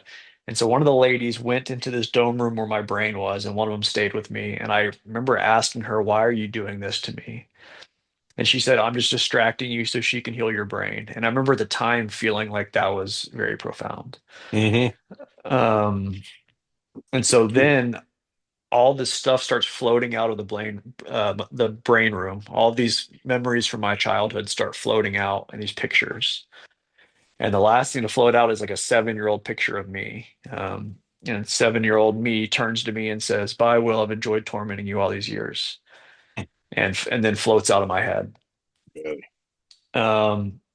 Chaos happens. I'm seeing Now, excuse relatives me, that this I, trauma that you were talking about in childhood occur around the 7 year mark? yeah, I believe so. Yeah. So, Okay. and that was some stuff that I had already been working through in therapy. And Okay. so I remember feeling like it was super profound. Yeah. So, there's chaos happening. You're throwing up. I was seeing that I was interacting with dead relatives. Um, not a ton of like, I was on a tour of the universe and a tour of my whole entire life. A lot of it I don't remember. Um, One of the last things I do remember was I was in this warehouse, and there was like this test or box at the end, and I knew my memories were in there. And when I went to go look in them, they wouldn't let me see what was in there, and it was like, "You don't need to see that," and then it went away. So, that felt profound. Like maybe I don't need to know what happened. I just like was dying to know what happened to me as a kid, and which is a whole other part of the trauma. A lot of it, I have very bits. There's broken memories of stuff, and anyway, that felt like it was super profound in the moment. And then at some point, the ladies just came to me and said, "Okay, are you ready to go back?" And I remember asking the questions because that was another thing too that prepped us with was like, if you're able to interact with the medicine, do it. And you're like, well, what does that even mean? Like I don't know how to explain it, but like if you're able to interact with it. And so I had all these questions written down that I wanted to ask. And so I'm asking all kinds of questions. A lot of them I don't remember the answers to, which is like a very common thing, which is like I remember them answering very specifically, but I can't remember what they said, which is frustrating. Yeah. Um, but then yeah, at some point I came back and it was like a movie where as quickly as it started, it was like, and then I took my eye mask off and I was back in my body. And it was the sun was starting to come up. And I knew that like the day after was, they call it the gray day. You feel terrible. I can imagine. Your brain has been firing on all cylinders for 16 hours and you haven't slept. You're not sleeping that entire time. You're still awake. You haven't eaten. You've been fasting. You're dehydrated. It's just like you feel like it's the worst hangover you've ever had in your life. Hmm. And I knew that going in, but for some reason, when I woke up, I felt so bad that I was like, I had such profound visions that I thought I was going to wake up and feel like this brand new person. Yeah. But I woke up and I felt like shit and was like, it didn't work. Like I came out here for nothing. And I started crying. And the doctor came over to me and he said, "What's wrong?" And I said, "I don't feel any different." Well, some people will go the whole night and not have any visions or nothing happens to them, and they'll give them a booster dose the next day to kick in the medicine or Yep. overnight. So he thought that's what I was saying, and so he brought me more, and I was like, "No, no, no, no, no, no, I don't want any more." And he was confused and we worked it out, but I was. And so I'm laying there, and all the other guys in my head are they're up, they're high-fiving, they're like they feel so good, they feel amazing, and I'm just laying there feeling terrible. And I remember laying there crying. And at some point I sat up and everybody else was dying also. Nobody, it was just all had just been like a hallucination that all these people Uh, were cheering. And so I remember one of the other police officers sat up and I always said, I whispered, I was like, Do you feel any different? And he said, I feel like shit. And I said, oh, okay, good, me too. Um, and then you spend that whole next day just recovering and you finally get some sleep, you get some food in you, you're trying to figure out what in the world just happened, the yeah. last 16 hours. Um, and then they bring out the five, the toad, which I hadn't even thought about. I've just been focused on the ibogaine. Yep. I thought that was just going to be some little extra on the top. Yeah. Nice. You got Um, a cake. yeah, and it was, but I wasn't at all aware of what I was getting myself into. And you've done that. You've done it as well, right? Yes. Yeah. So, um, I had a very interesting experience with my five to where it was beautiful and it was the single most profound thing I've ever experienced, but it also scared me to death. It was so heavy. It was just it was so crazy that I could not wrap my mind around it. Now, since it has transformed my spiritual life, it's transformed my life in general. Um, but I had a really hard time wrapping my mind around it. And Can you tell so, anyone what you experienced, or do you want to keep yeah, that to yeah. yourself? No, I'll be happy to share. I would have probably considered myself like agnostic before I went down there. Like, I grew up religious, but I never really felt a connection to the religion, to be honest. Yep. And so I really struggled with like, is God real? Is God not real? So agnostic meaning like I was just unsure. Like he could be or he could not be. I don't know. I'm not saying I'm an atheist, but I just don't know. Yeah. And so, I inhaled the five the first time. And I was scared to death because all of us, and this is happened the second time as well with Ibogaine, where the next day, all of us are saying, we're not doing the five tomorrow. No more medicine, no more medicine. I don't Yep. care what it is, we're not doing it. Now, by the next day, when you get some sleep, we all felt better about it, but I was terrified going into it. And the whole theme is just to let go. They preach that to you before, just let go, and they whisper it to you as you start to go. So I inhaled the first time, and they have you count to 10 or count down from 10. And by one, they want you laying down. They slip the mask over you. And I'm surrounded by these nurses that I spent all week with, these amazing women. The crew down there is incredible. I've, I like imprinted, or they imprinted on me rather, or to like to this day, if I see some of these nurses, like I'll just get super emotional because they've just what I experienced with them. But Yeah. so inhaled the first time, and by like eight, counting down from 10, I'm gone. Oh yeah. It's quick. And I remember my first thought was, oh, I just fucked up. Like I knew immediately I was dead. Uh, There was no me in Mexico. There was no life. I was this being traveling through whatever is after. And at first it was terrible. Like, I think a lot of the people that have that spike of anxiety at the beginning and it goes away quickly. And some people yep. don't. But for me, it was like the worst pain, anxiety that I'd ever felt. It was a new emotion. It wasn't a human emotion. Like I don't even know how Wow. to explain it because it wasn't something that I can even explain. I remember it was a new feeling, but Yeah. it wasn't good. And I was going towards this light area, this just general light. I can remember that and being scared to like pass through into it. Okay. And right as I'm like about to pass into it, I start coming back into my body. And so then you're like, what in the world? You're realizing like, oh, I'm not dead. I'm me. I'm still here and I'm in Mexico. And I didn't want to do it again because I was scared. But I knew I was like, I came all the way down here. Like, I just need to do it. I have to do it again. Yeah. So I said, I think I needed to do that again because they told you you'll know when you're done. Um, and I knew I wasn't done. So I told her, luckily, they didn't give me time to think about it. They just sat me up and I inhaled again and off I went again. The second time was identical to the first time, but there was no memory of the first time. It wasn't like, oh, I just did this. I was dying all over again with these bad feelings.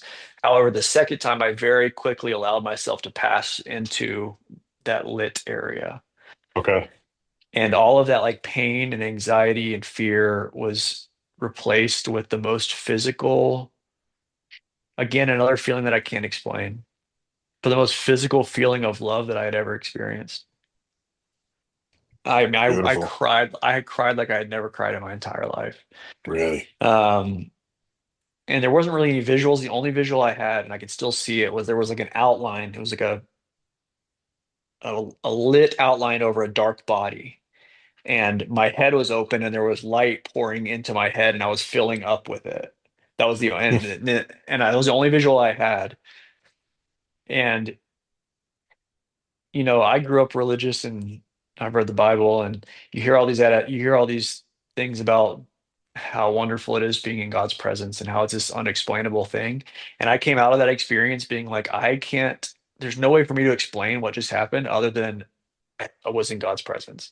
Really. Um, and again, it was just like, I don't know how else to explain what I just Yeah. experienced. Like I can't even put it into words, and like you just really can't. And anybody who's done the medicine, like you just know, it's just not something that you can even explain. Um, so I crying. I had taken most of my clothes off, which is like something that some people do. And Yep. the nurses are holding me, and I can remember opening my eyes and looking at one of the nurses, Ruby, and a true, and also a saint, and she was shaking her head and looking at me, or I think her eyes. I don't remember. I just remember thinking she looked like she couldn't believe what she had just experienced. Maybe she was shaking her head because I'd taken my clothes off. I Yeah, don't know. exactly. Another one. But at the time it felt like she experienced it with me somehow. I don't know. Um, but the thing for me was it was so profound that like I was like, you expect me just to go home now? Yeah. Like I just met God, or I just died twice. I don't know what happened. I may have met God, I don't know. And now I'm just supposed to go home and be a normal human. Like nobody can relate to this. Nobody can understand. Like, and it took me, and I still think I to this day am probably still processing it. Yeah. Um, but it like completely changed. It completely changed my life as far as like the spirituality goes. Because I came out of that being like, oh, well, there's definitely a God. I still not 100% sure what that looks like as far as organized religion goes, but um, to me, there was no other way that I could explain it. So, you know, it's so hard when you're listening to some of these podcasts and you're seeing these people, and even some of them, like Sean, was a couple weeks after, and there can kind of be this glow about somebody Hmm. for a couple weeks or a couple months after they do medicine. Um, but also sometimes it doesn't happen that way. I feel like Ibogaine for a lot of people is a slow burn, especially if somebody doesn't have a great five experience. Um, and so once the five kind of tapered down, I think for me it was like I was having, and I was having trouble with the notion that like healing isn't a destination. It's a journey, right? And I just read that in a Yeah. book. It's not like, oh, you get to a point, you're good, you're fine, you're healed. It's a constant process and a constant working on yourself and a constant journey. So, but very quickly, like I had absolutely no desire to drink, which wasn't necessarily one of my goals. Um, no desire to take opiates, It's often and helping guys who journey with Ibogaine.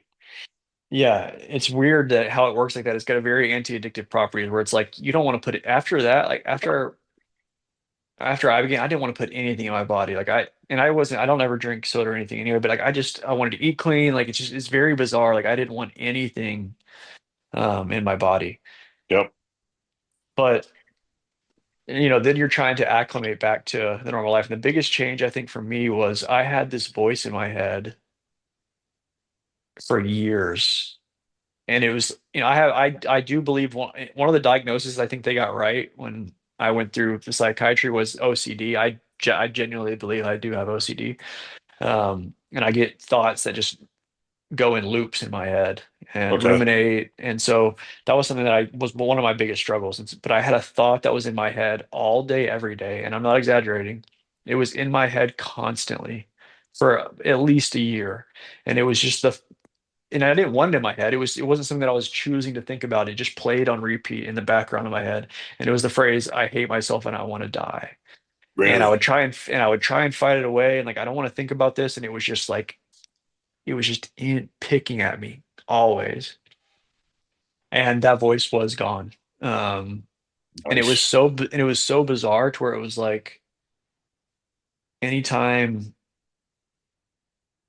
there will be challenging days, because I think that's the other thing too, is like you don't take the medicine and your life's perfect and sunshine and No. rainbows every day. Like I Far still have from. real I still have really hard days. They're just different now. Yeah. But, there have been times where I would start to hear that sentence in my head. Like there was somewhere back in there, it was trying to peek its head. And then my brain would be like, no, no, we're not going to do that. And so I would hear like, I hate, and then it would just go away, which Yep. I never had control over it. And I had never had control over it before I did medicine. So, um, yeah, it was again, just a slow process of realizing like, oh, wait, like that's gone. Oh, wait, that's gone. Like I don't want to kill myself anymore. Um, do I still have days, and do I still have days now where I am sad or have anxiety? Absolutely. You know, um, Yeah. but instead of that being my whole identity, it's just now like a day. And I realize like this is just a point in time. This is happening today. This is happening right now, but this isn't who I am as a person. And it just doesn't mean that tomorrow is going to be like this. Whereas before it was like this dread of this is never going to go away. This is who I am. This is just a part of me. And so I think that has been the biggest thing that I've taken away from medicine. And since then, I've sat with psilocybin several times. I sat with Ibogaine a second time. I actually didn't do five the second time. Okay. Um, I had decided I was still processing it, and I wanted, the five was for me, and I wouldn't. I'm hesitant to even say this because I feel like anybody who's listening who's like I don't want to influence anybody else's decisions. I would just say to anybody that's listening, like, you got to go with your gut. What are you being called to do? I definitely don't regret doing five. It was single transformative moment of my life. But I didn't feel called to do it again. Yeah. I wanted to sit with Ibogaine by itself and just kind of you know, and I was doing good, and I was doing good. I definitely still had things, mostly OCD related, that I would struggle with here and there. But I really it was kind of before I started the nonprofit, and I had some guys that I was going to be sponsoring, and I wanted to go back down there and just sit with the medicine again. Yep. And so some people don't ever feel called to do it again. And some people like Trevor, who runs Ambio, they do it once a year. Trevor, he's done it like 11 or 12 times. Really. And he says that it hasn't gotten easier. I think they're still extremely challenging every time he does it. So, um, yeah, I mean, the second time I did it, I didn't have the visuals I had the first time. I was terrified. Yeah, the second time you take four doses, um, and it's usually like an hour after the last dose before you feel anything, because they don't even bring you down to the room until 30, 45 minutes after the last dose. Well, Okay. I was told ahead of time, the more you do it, the lower your tolerance gets, which is, I think, opposite for most things. Yeah. And so the second time, after the second dose, I was already starting. Wow. One of the first things a lot of people say is this buzzing. It sounds like a bee with metal wings in your ear. Yeah. Yeah. I hear that often. Um, yeah, and after the second dose, I started hearing that, and so I was like, "Oh, oh no! Like I think something's already happening." I got up, and I was already a little shaky, so I went down to the room by myself, and they brought the rest of the medicine to me. And by the time everybody else was down in the room, I was already on my journey. All right. I can vaguely remember opening my eyes, getting sick, and everybody getting on their mats and I was already well into Wow. my second journey. Second one, I didn't really have any visuals. My main, it's Ibogaine weird in that like the first time I had a list of intentions, and it was like my guides or the medicine sat with my journal and walked me through the things that I wanted to work on. It's just super. It was like I was interacting with my subconscious somehow. Yep. The second time, the biggest goal I had was being okay with not being in control all the time. I struggle with that. I think a lot of people do with needing to control my environment, what happens, and that can not always be healthy. Yeah. So I wanted to be okay with not being in control. And at the time, it didn't hit me what was happening. It wasn't until after, but it kicked my ass. So I was, you know, 30 minutes in, everybody else is hanging out, and it was already just like, and it was like stuff was flying at me. It was just chaos, absolute chaos. The music was haunting me. I was scared. I was getting sick. It was just like absolute madness in my head. And sitting with medicine, they tell you like the worst thing you could do is fight it because you're not going to get Yep. off the ride. You're already on it. Exactly. You're not going to get off. Just try and go with it. And I remember trying to bargain with the medicine, which doesn't make sense to anybody who hasn't done it, but it was like, it's like you're dealing with, and I remember thinking like, I'm not trying to get off. I just need you to slow down a little bit. Like, please slow down. Because that had happened before too. The first time where things were happening really quickly, and I would ask like, "Hey, can we slow down?" And they would. And people talk about that too, where they have similar experiences where they can kind of ask things to happen differently, and they will. No matter what I said, I was getting my ass kicked. And I can remember there was a moment, and I have no idea how long into the journey this was, that I was like, okay, I'm done. Do whatever you got to do. I'm done arguing and bargaining. I'm just gonna lay here and just let it happen to me. Yeah. And very shortly after that, everything calmed down. And so the rest of my journey, I was sick, but it was not nearly as chaotic. And it wasn't until a couple days later that I was thinking back on that, and I was like, oh, I think he was trying to teach me a lesson. Like I was trying to control it still, I was trying to control my experience, and it was like telling me like, no, you're not in control of this. I am. And Exactly. and the moment that I was able to say, hey, okay, fine, I give up, then everything got better. So um, I think I'm still on my healing journey.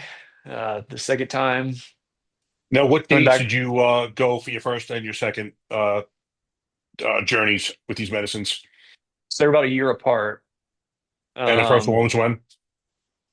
right after I quit, so end of 23, and then Okay. again the end of 24. Okay. Yeah. So after the first time, I started to kind of open up to people that I wasn't in policing anymore, and started to open up about my journey and started to talk to people who were and found out very quickly that a lot of my friends and that were in the law enforcement were also struggling really bad, Yep. and was able to kind of tell at least partially my story of what I was had experienced and gone through, and realized very quickly that there were a lot of people that were needing help in different ways. And so I decided to do some fundraising on my own just to help a couple different friends that were wanting to go on different retreats, and just decided like, why don't I just make this an official nonprofit so people that wanted, because people were wanting to help out, but now they can have a tax break. So Yeah. at the end of last year, I decided I'm just going to make this an official 501(c)(3). And so now we have the Phoenix Fund 501. It's official 501(c)(3). Anybody that donates can get a tax break. And my biggest thing is I've gotten some pushback. So I want to preface, the talking about it as a police officer. It's a little bit of there's some gray area there. Um, but that being said, you know, we do current and former police officers, and as a nonprofit, I can't legally tell anybody where to go. Yep. Um, they come to us, everything's confidential. They say we want to go here. Now, if we're not familiar with the place, we'll vet them out. I'm not just going to pay for anybody to go anywhere. Right. But whether that's medicine, plant-based retreats, wilderness men's retreats, therapy based, addiction treatment, really anything along those lines, we're willing to help somebody out on. So, we've gotten a little bit of pushback on because now it's looking like ibogaine is going to Texas is maybe the first state to legalize it. Right. Um, but Pushback it's from not who? just from some higher ups in departments about you know providing opportunities for officers to do something that is illegal here. Really? Which my argument has been, first of all, I'm not encouraging anybody to do anything. I'm telling my story and my experience. Exactly. Where they're going to do it is not, it's not illegal there. I'm not paying for anybody to do anything illegal or break any laws. You want to drug test an officer? Are you that worried? An officer's going out of their way to have a very scary experience because they're struggling. Nobody's coming to me because they're having a great time in life and they want to No. go. These are people who are sitting in bathtubs with guns in their mouths at night that we're trying to talk down. And so to me, my argument is if you're that concerned about hemming an officer up over some kind of weird SOP technicality because that officer is trying to save their own life, then like that's not somewhere I would want to anybody should would want to work for anyway. Yeah. Um, The ignorance is mind-boggling to me. And first of all, my first question would be, Chief, why is it illegal? Do you have any idea why it's illegal? And I'm right, sure they're yeah, going to have no reply. Why is ayahuasca on the Scheduled One? Why is it a Schedule One narcotic? You know what? Because Big Pharma does not want it in the hands of citizens because they know how effective it is. And they know they're going to lose billions on SSRIs and antidepressants when people heal themselves using plant-based medicines that have been used for thousands of years. That's why. yeah, yeah. I mean, I could go on forever about it, but I mean, Yeah. Ibogaine in particular, it's noted as having addictive properties is one of the reasons why it's Schedule One. Yeah. If you ask anybody that's ever done it, they will tell you, most people, and I know for me, for several months after, I was like, I am never doing that again. Yeah. Um, so it's anybody that's taken it will tell you that it's not addictive at all. No. Um, and they'll also note that that has some dangerous potential to it, some health risks, that is true. But again, studies have shown that it's very easily vetted out. And so Yeah. Ambio, where I've been down to now twice, they have a study that has been published out of Stanford, where they took 30 retired um, special forces veterans with a lot of traumatic brain injuries. And you can look Okay. this up. Anybody can just look up this study on Google, Stanford Ibogaine study. Did brain scans of Stanford, flew to Mexico, and did brain scans. Or I'm sorry, flew to Mexico, had an Ibogaine experience, then flew right back to Stanford when they were done and had more brain scans. And you can see the results for yourself in the Stanford Journal, and they don't make sense. They follow these guys for a couple of years after, like they're went from top of the charts with PTSD and depression and traumatic brain injuries to almost not qualifying to have any of those at all. Yep. Um, so, and they just didn't, and they just came out with another one with, gosh, what was it? One of the Parkinson's, I believe. One Yeah. of Been the, showing great promise with Parkinson's, easing of symptoms. Yeah. yeah, there's, Psilocybin and Ibogaine. yeah, oh yeah, there's all kinds of them. There's a ton of health benefits to them.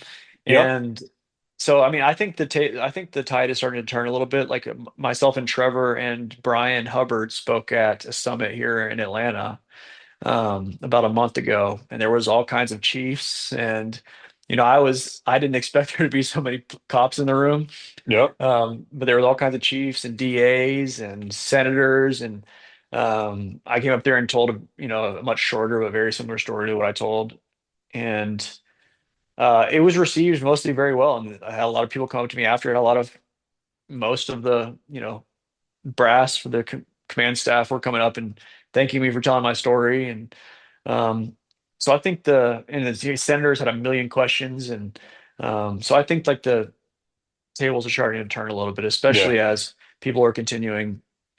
Law enforcement, that's my cause, but veterans as well and people in general are committing to die by suicide, at Yeah. It's an a lot epidemic. at an alarming rate. And Absolute so epidemic. All I'm trying to do with the Phoenix Fund is, give people an opportunity. These retreats are expensive. I was Yeah. fortunate enough to be able to go, but um, they're not affordable for a lot of people. No, it's And typically about so, what, $7,000 to $8,000 a pop, right? yeah, That's a so ballpark. well, and then some of the places down, I think one of the retreats is like 15 now. Wow. So Ambio is not that, but yeah, they're expensive, Yeah. and it's all inclusive, your meals and stuff, but it's not cheap. So, um, and again, and neither are some of these other men's retreats. There's all kinds, and I've got buddies that have gone to a lot of these outdoor retreats, some therapeutic based retreats that we have connections with, and they're all extremely expensive. So it's not just Yeah. the medicine based ones. Yeah. And so again, I just want to provide a platform where if somebody comes to us and they say, hey, this is what I feel like I need to do to help my healing, I want to be able to just give them financial access to do that. Um, Part of it is their responsibility to choose where they're going and what they want to do is on them. Legally, I can't, but also I think it's important for somebody to on their own journey. They don't need to just tell me where to go. Like for me, Right. I felt called to do that, and people have their own journey of what they feel like they need to do, and um, so yeah, I'm still very new into the nonprofit space, but we've already been able to send some people, and those people are doing really great now. We've seen some guys have some awesome results, guys that were really in bad spots before, and Yep. our several month, like our first recipient, it's probably been 3 months, 3 or 4 months since he's been on a retreat, and he's doing great now. And it's different because he's going through, and I won't speak him by name, but um, he's going through a very challenging period in his life right now. Okay. But he's navigating it to Yeah. where before he was not able to navigate, he was having a hard time navigating regular life. He's going through an extremely challenging thing, and he has tough days, but he's here with us, and he has a different perspective on things, and so that's really all I want to do is just give people the opportunity to heal the same way that I had the opportunity to, um, Yeah. and It's incredible. also talk about, and that's another thing that I feel I'll remiss if I didn't mention is I do some going through a integration coaching course, and through just kind of connections I've made, I have some people that I already spent some time coaching, talking to, and I do think this is important because I didn't hear this the first time, and I think I would have been better off if I had. Because again, you're listening to these people that are telling these amazing stories of transformation and healing, but some of them are well past when they actually took the medicine, right? Yeah. Um, or some of them are coming off, or they're still in the glow of the medicine. Well, not everybody has that glow. So I have a guy that I've been talking to the last um, month or so, and he had a very challenging time with his medicine during it and after. And he strongly felt like this didn't work for me. And in a large part, I was kind of so dazed by the five that for a while there, I wasn't sure what was going on with me. Really. Um, I felt transformed, but I couldn't figure out what to make of it. Yeah. Um, it took a while for my nervous system to kind of find its new normal and me to be able to say, okay, I'm gonna start processing things again. So I've been able to kind of talk to some of these guys who have had challenging experiences. And this last guy in particular, I just got off the phone with him about an hour ago, and he was having a hard time coming back and trying to integrate back into normal life.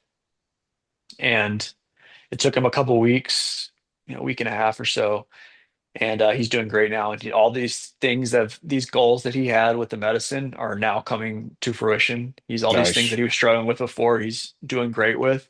It just took him a little while to get there. So I say that because I don't think it's talked about enough personally, but Ibogaine especially is a slow burn medicine. You may have Hmm. some revelations. You may come out of it the day after and feel completely changed. It stays in your system for months after. So it may take a couple weeks. It may take a month. It may take 2 months. Like, I want to say that if anybody listening who ends up doing it, because I'm getting calls regularly from guys who are on the phone crying saying, I just got back and I feel weird. Yeah. I don't feel like it helped me.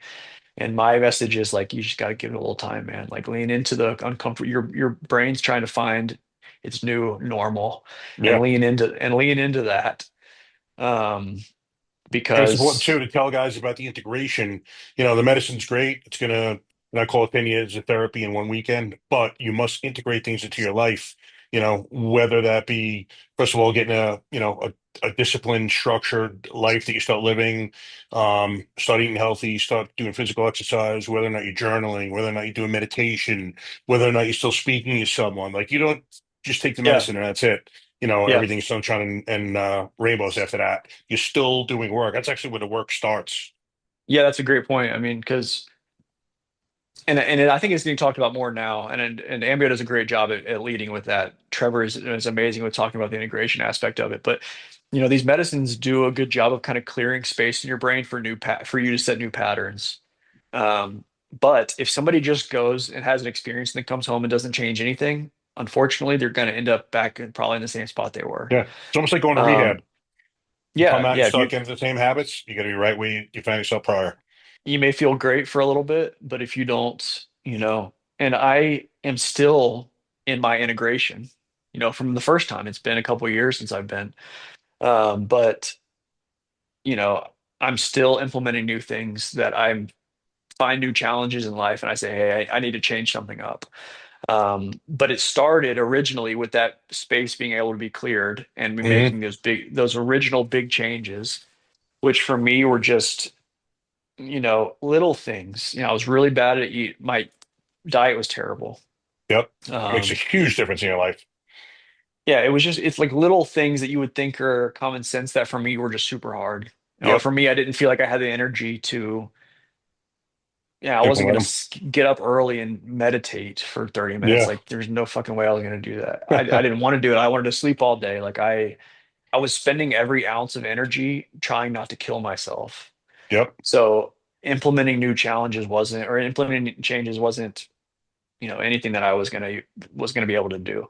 And then Yeah. having this cleared up space now after the medicine, it's super important for people right after, especially right after, to make those changes when you have the space to, and make them a habit, because you may feel great for first 3 months when you come back, but then life happens. Yep. Not everybody did whatever medicine you took.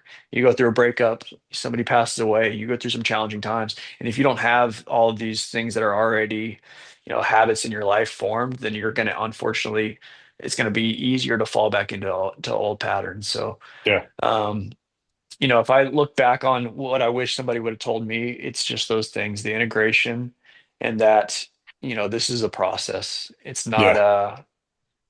you're not It's not an getting, instantaneous fix. no, and unfortunately, that'd be great if you could do that. But there is something to be said about doing the work yourself and like getting to a place on your own as well. This just kind of gives you a little bit of a kick in the ass to get where you need to be. Yeah.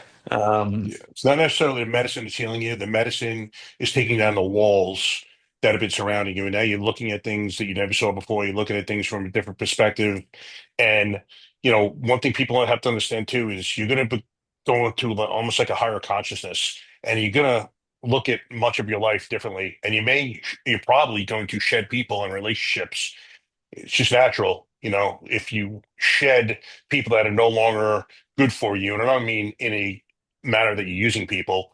I'm talking about what do they bring to you and to your life. They bring in negativity or they bring in positivity, that you could use.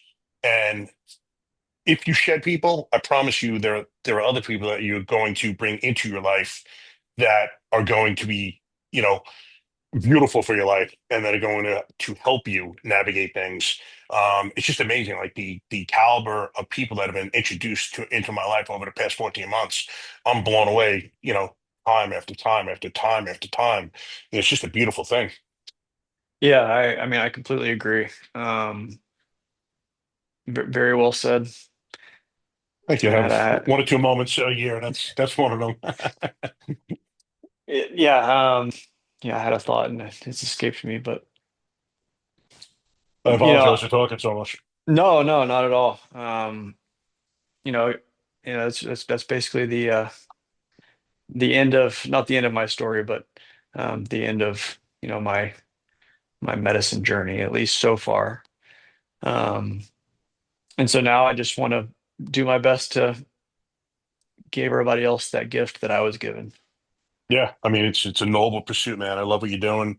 Out of my as I'm coming out of my first ayahuasca experience, the universe clearly told me you're healed, and it's not a linear thing. It ebbs and flows, but essentially you're healed. Your life's pursuit is now go forth and help other vets, first responders heal theirs. And I literally said out loud, okay, I accepted it. Wasn't sure how I was going to implement it, but this is one of the ways by doing this podcast and bringing someone like you to people who hopefully we just changed someone's life by watching you and your story, and now they're going to go get help after seeing what you went through. And this, I don't know, it's I've never been so fulfilled in my life. There's nothing like changing someone's life, man. When they hit you up with a text or a phone call, like you changed my life. To me, there's nothing more powerful than that. Yeah, it's definitely extremely fulfilling in a way that I wasn't fulfilled with the police. And I was very fulfilled in moments with the police. Um, one of the big things that when throughout my life, I've always thought the phrase, like people talking about everything happens for a reason. Like I thought Hmm. that was bullshit. Yeah. Like you couldn't tell me, like I just thought that was the biggest bullshit in the world. Like all these terrible things happening, like explain to somebody who just lost their kid that everything happens for a reason. Like, Yep. and when I was in the darkest place of my life, like there was no good that was ever going to come out of that. And I believe that wholeheartedly. Um, and then looking back now, it's like, oh, if I hadn't have ever experienced that, then I wouldn't have ever had this experience or met this person. And now this person's life's changed and they're changing this person's life. Yep. And none of that would have happened if I hadn't have gone through those terrible times. Yep. So I've changed my perspective a little bit as far as looking back on, some of those things that I thought there wasn't ever going to be anything good that came out of it. And there's been a lot of good that came out of the suffering that I went through. Yeah, I'm a fervent believer in that, especially over the past 14 months. I believe every single thing in your life happens for a reason. It may take you years to find out sometimes. One of the most devastating calls, it was the only call that I started crying on my 30-year career, was a 2-year-old found floating in a pool, beautiful girl named Dana Sikorsky.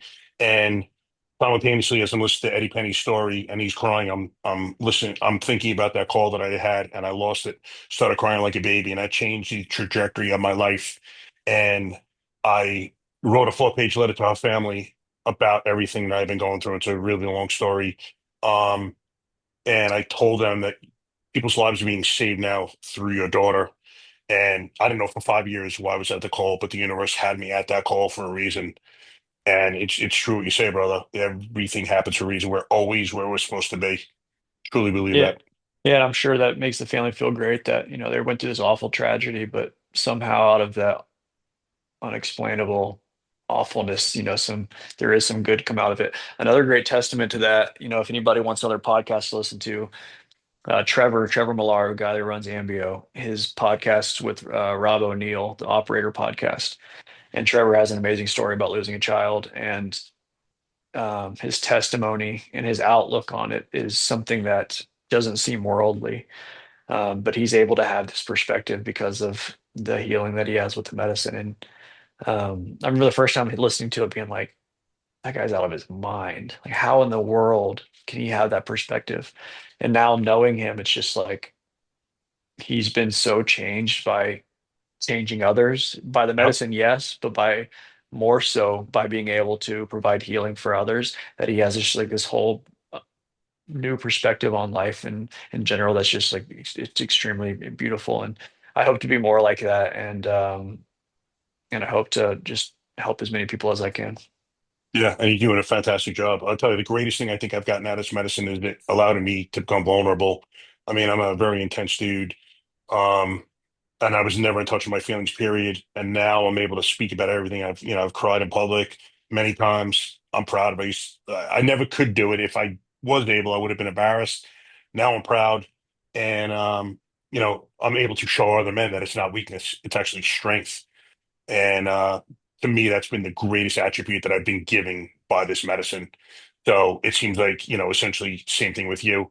It's not easy to go on podcasts and talk about, things that you've just spoken about. But it's beautiful that you're doing it. And like I said, we probably just changed someone's life right now doing that. So, it's a beautiful thing. I applaud you.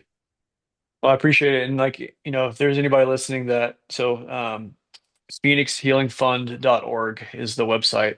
All my information's on there. If anybody just wants to talk, hopefully you can put the link to the website in the Yeah, description or yeah, something. everything will be, yep, in the bio. But if Absolutely. anybody just has any questions or just wants to talk, like I feel like that's where I get my most fulfillment of life. And there was so many times where I was struggling where I just wish there was somebody that I knew could relate even remotely that I could just talk to.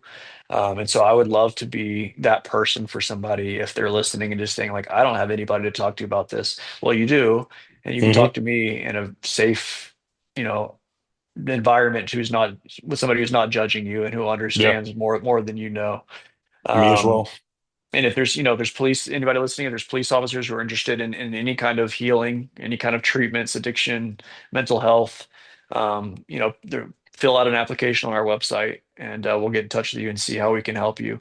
And if you feel if somebody's listening and feels so inclined to donate, that's the biggest thing is these retreats are expensive and we have a lot of Yeah, people that are wanting to go. And so unfortunately that means we're raising a lot of money. And I have a full-time job. Ultimately I would love to do the nonprofit, and coaching full time, but unfortunately, nonprofits aren't super profitable as yeah, they're in the name. So, I have a full time job, and I just am trying to use the nonprofit to help as many people as I can. So, if you're listening and you feel so inclined, any donation, any amount of money, even if it's $10 a month, $5 a month, $20 a month. Any donation is it adds up, it helps, and it's going to go directly towards getting somebody the help that they need. yeah, absolutely. It's a beautiful cause, guys. So please throw some money Will's way, and you change someone's life in doing so. So, Yeah, brother, it's been great speaking to you. Please, floor's yours. no, no, that was it. I was just gonna say, we track where all the money's going, so and we do updates with testimonials for the donors to see, hey, your money went for this person to have this healing, and this is what they're saying about how where they were before and where they are now. So, I think that adds a layer to you're not just putting money into something, you're seeing, exactly the effects that you're getting out. So please, if you're listening to this and you have any questions at all, whether you want to go on a retreat, some kind of healing, or you're interested in getting involved in help, please don't hesitate to reach out. So shoot me an email and I'll give you a call. Absolutely. Brother, it was great having you on here. Loved having to talk. I love what you're doing. And maybe we'll definitely speak again in the future. It'd be fantastic. And, keep doing what you're doing, man, because you are changing lives. And there's nothing more fulfilling or better than that, I'll tell you. Absolutely, man. Thank you so much for having me on. Absolutely, brother. All right, thanks. Guys, hit the like and subscribe button if you like what you saw. And I will see you soon. Take care.